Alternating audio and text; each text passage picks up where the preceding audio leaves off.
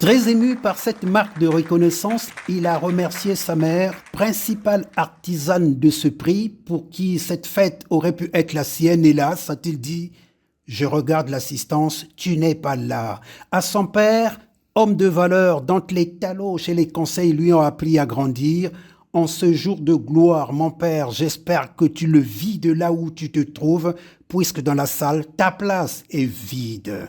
Il a exprimé sa gratitude à sa tendre épouse Aurélie, qui prend le relais de sa mère et qui endure avec patience les aventures d'un homme encombré et tiraillé entre les devoirs de la République et la passion de la recherche académique. C'était le lieu pour lui de témoigner son infinie gratitude au couple présidentiel congolais. C'est ici le lieu de témoigner mon infinie gratitude à son Excellence Monsieur le Président de la République, Denis Sassou Nguesso, qui, par son leadership, a su sanctuariser mon destin en m'élevant à de hautes fonctions et en me confiant de grandes responsabilités qui me valent aujourd'hui, entre autres, cette graduation.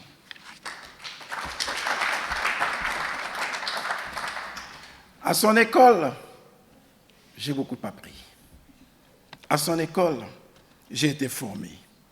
Et ce titre, destiné à en croire les exigences de sa création par le Centre d'études diplomatiques et stratégiques aux, je cite, personnalités de haut degré d'excellence dans leur carrière au service de leur pays ou de leur continent, fin de citation, c'est à lui que je le dois.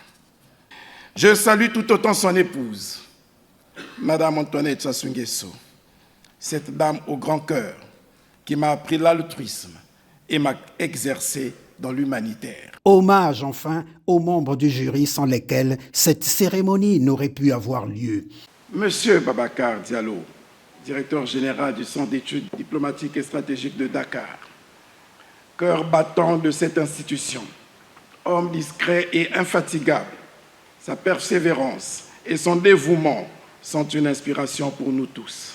Ma gratitude s'étend aussi au professeur Emmanuel Collier, mon directeur académique au Centre d'études diplomatiques et stratégiques de Paris.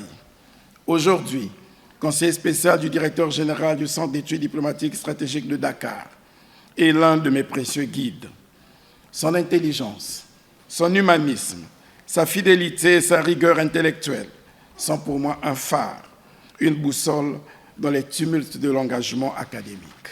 Ce doctorat honoris causa dont vous me gratifiez me touche au plus profond de l'âme. Il ne vient pas seul. Il porte vos mots, les mots du professeur Moumouni.